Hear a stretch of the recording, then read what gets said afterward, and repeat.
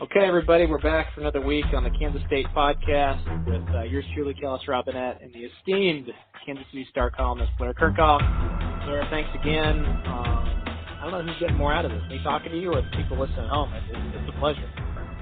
It is my pleasure, Kellis. It's good talking to you and talking K-State, especially coming off a W.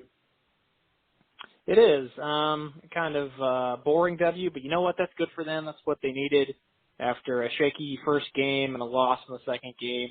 Come out and cover the spread against UTSA, get some confidence on offense. I think it'll help them going into the West Virginia game this week. And now this is where the season really begins with the start of Big 12 play. And I guess I just like to get some thoughts from you on this. I mean, they're 16.5-point underdogs right now against West Virginia. Kind of awkward for them that they didn't play last week. They got a impromptu bye in there. I don't know how that impacts things, but clearly people think West Virginia is a favorite team here. What are you thinking about this matchup? Well, I think West Virginia may have benefited in the public's mind by not playing that game. I saw that line originally like at 14 and a half. It seems like it's creeped up a little. I don't know. I don't know what Dana Holgorsen says about the off week. They were certainly better off not playing than playing in those conditions. I have parents who live in Raleigh, where West Virginia was going to play last weekend, and they had to relocate, and it was just a mess in North Carolina. It is to a large extent, still is, but that they made the right move. The only alternative for those two teams would to have been to do what UVA did. They moved their game with Ohio University from Charlottesville to Nashville. So I wonder if West Virginia and NC State talked about an alternative location, but they didn't, or at least they didn't play the game, and so West Virginia hasn't gone since beating Youngstown State 2 weeks ago. And look, this is before the season, I think we looked at the K-State schedule and thought, Mississippi State was a barometer type game, and if that's the case, then it did not prove to point to good signs for K-State, and I think West Virginia was the next one that we saw on the schedule that was going to reveal something about the Wildcats, and I think if you're a Kansas State fan, you hope to see the team just be competitive in this game. Obviously try to win the game, but at least be competitive. And the recent series between these two teams suggests that it will be a competitive game. Seems like the last couple of years when West Virginia's beaten K-State, they've been close games. Yeah, that's a unique stamp on this series because since they started playing as conference rivals in 2012, there was the first game when they played at West Virginia in 2012. You were actually there with me, if I remember right, when Colin Klein just went crazy on them and Kansas State won going away. But ever since then, check out these scores here. Okay. So I guess the next year wasn't very close either, but since then, here are the scores. We got Kansas State 26-20. They won in 2014. The next year, they beat West Virginia 24-23. So you can't get any closer than that. Year after that, they lose 17-16. So again, can't get any closer than that. Then last year, it's 28-23. So very close games. I think it's interesting in the sense that when Dana Holgorsen transitioned into this league, I think he thought coming from the Big East he could stick with the just all offense all the time philosophy, and he realized pretty quickly that wasn't going to work. He had to get depth, he had to get a defense, and I think in a lot of ways he's modeled what he's built in Morgantown around what they have in Kansas State, trying to be a more balanced team that plays defense and can win games ugly even when their offense isn't firing on all cylinders. So that's not why I think this game is always close. But this year I think will put that theory to the test because West Virginia, I don't think that line's a stretch at all. I think, if anything, Kansas State might have trouble covering it.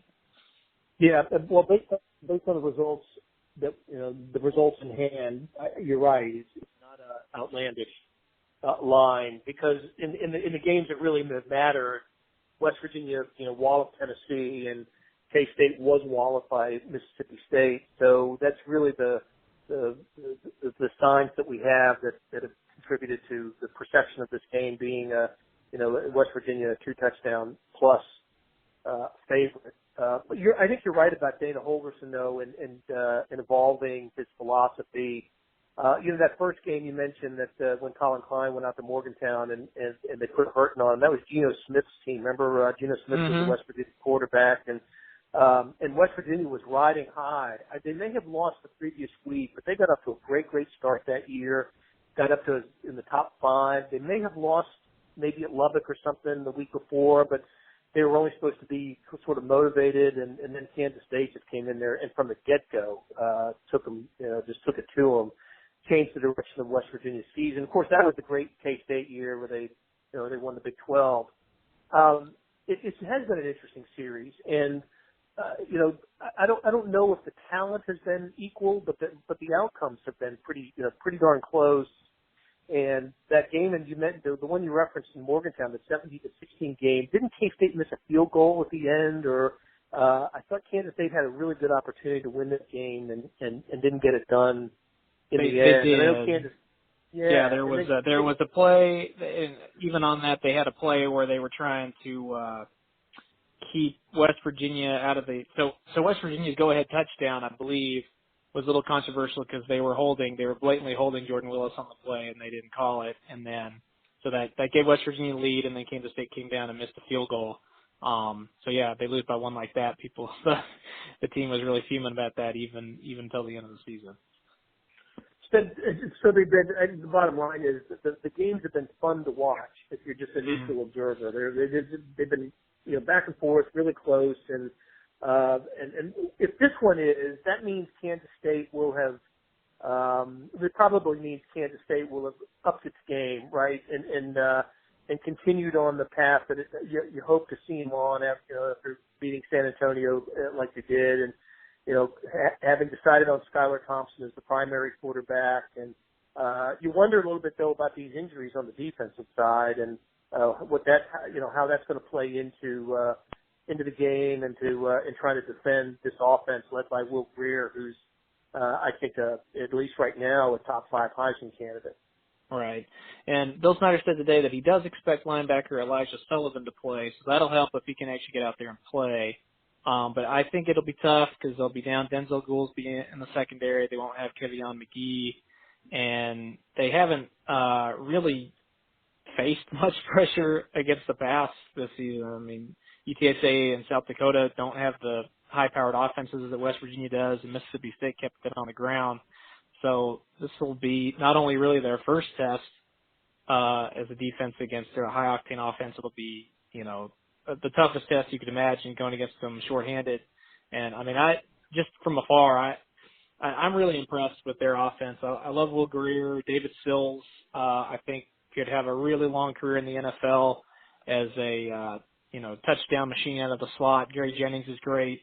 It's going to be hard to keep West Virginia to I don't even know what you would consider a good game here. If you can hold them to 30 points, I think that's doing pretty good. Yeah, especially in Morgantown. They've run up the points in the 2 games that they've played, and I think this team is built to do that to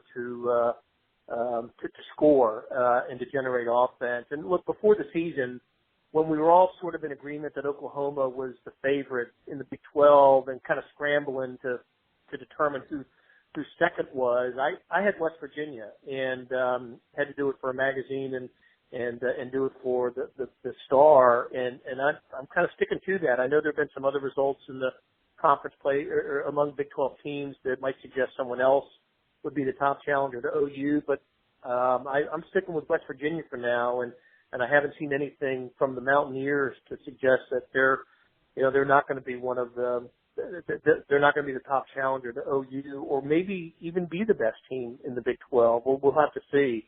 I think there was some pressure on Holgorsen in this program going into the season. There have been more, even though West Virginia's a bowl regular, they've fallen short of I think fans' expectations of the last few years. And I think there was and I don't want to say Holgorsen was on the hot seat, but I think fans are starting to lose a little bit of patience, and they're waiting for that season where West Virginia's right there at the end, and this may be the team that gets it done. Yeah, I'm with you there. I've long considered them a dark horse to win the league, and I'm sticking with that. Even as good as Oklahoma State has looked, I think West Virginia is still right there with Oklahoma.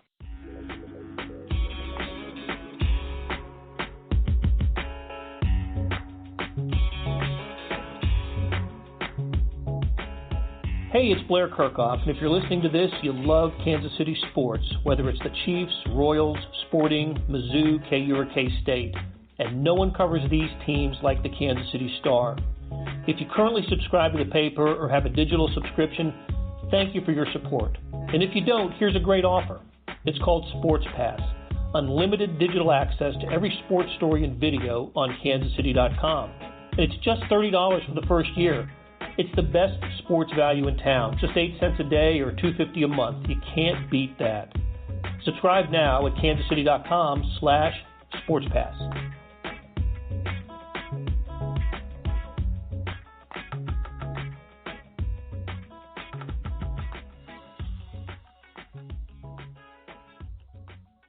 Let's shift gears a little bit and talk Big 12. What's most impressed you about the league, and where do you kind of have the teams right now?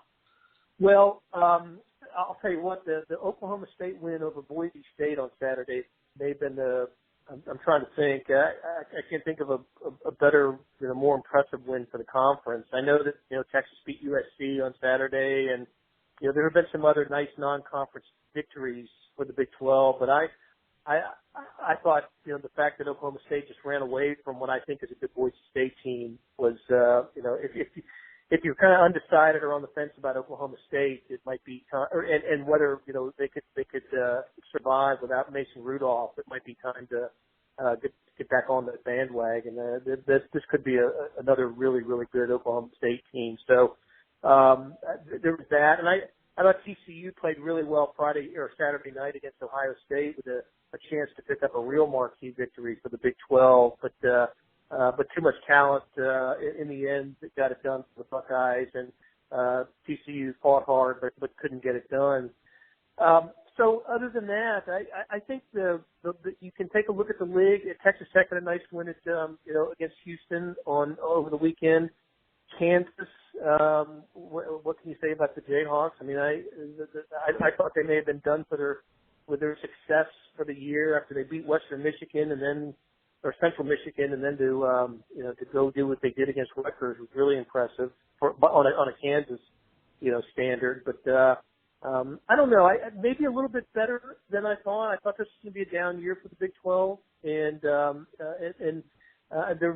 there have been some disappointing outcomes, but by and large, I think it's this is a league that went out and played a pretty good non-conference schedule collectively, better than most.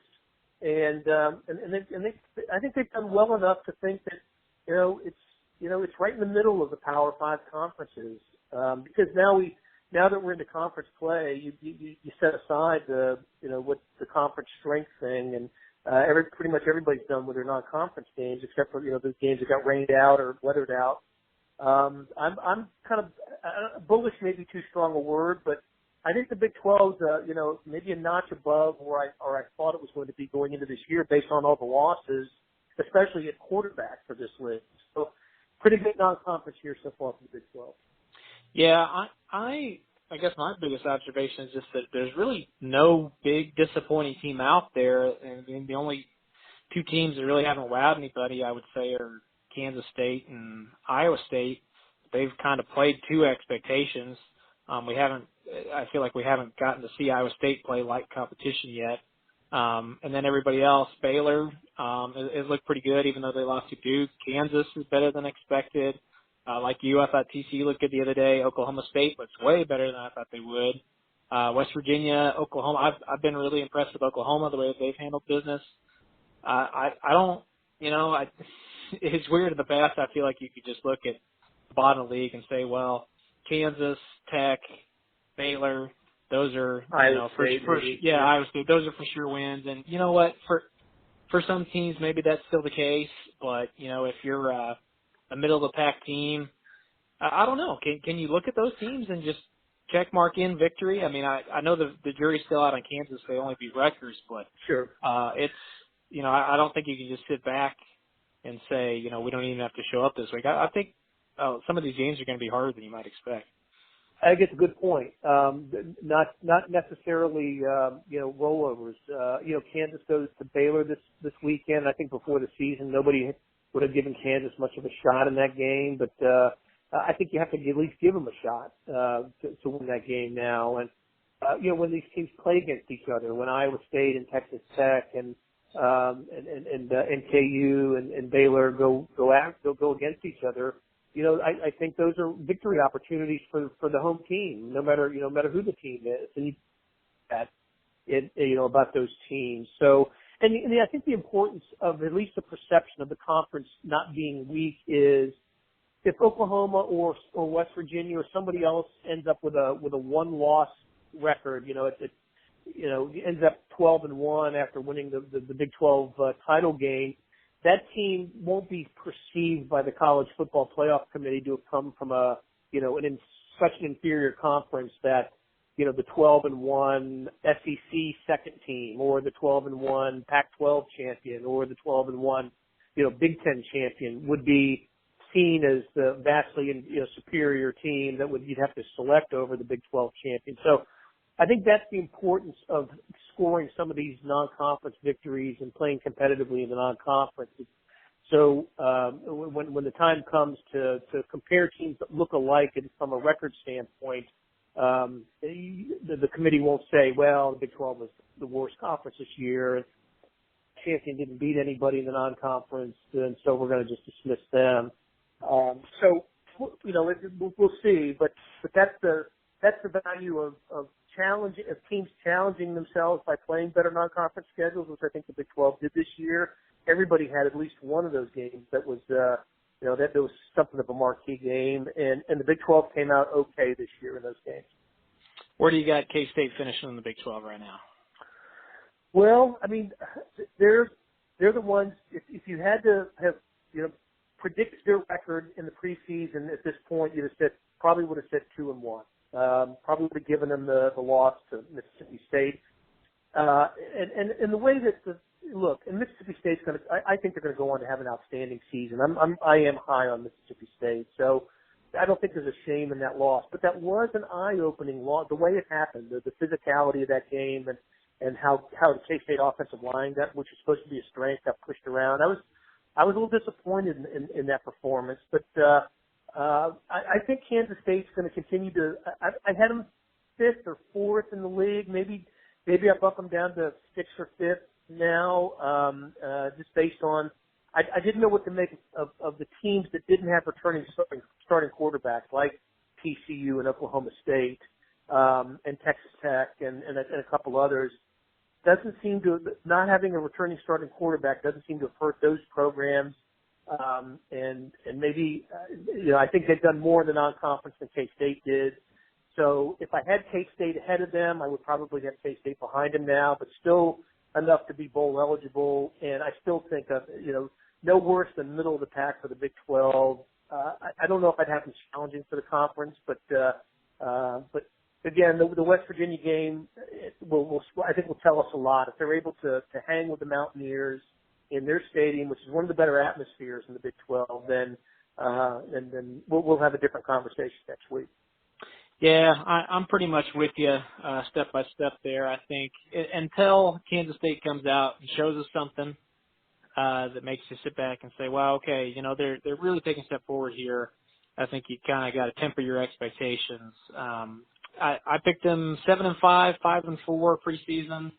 I still think they can definitely achieve that and finish, anywhere from 4th to 6th in the league. But so far, they haven't given you much reason to make you think they could go hang with West Virginia or Oklahoma. We'll see this week, and I guess just what's difficult for them is it seems while they've kind of stagnated, some other teams have upped their game a little bit this year. We'll see if Kansas State, a traditional team that improves and gets better as the year goes on, we'll see if that happens and they finish above them or not. But yeah, right now I'm with you. We'll see what they do this game and go from there. There you go. All right. Well, what do you got prediction wise? I haven't totally locked in on something, but right now I'm thinking I'm feeling a little pessimistic right now. I'm thinking West Virginia by like 20 maybe. I'll go 30-17 West Virginia. 30-17. Okay, so you got K-State covering. Yeah, okay. yeah.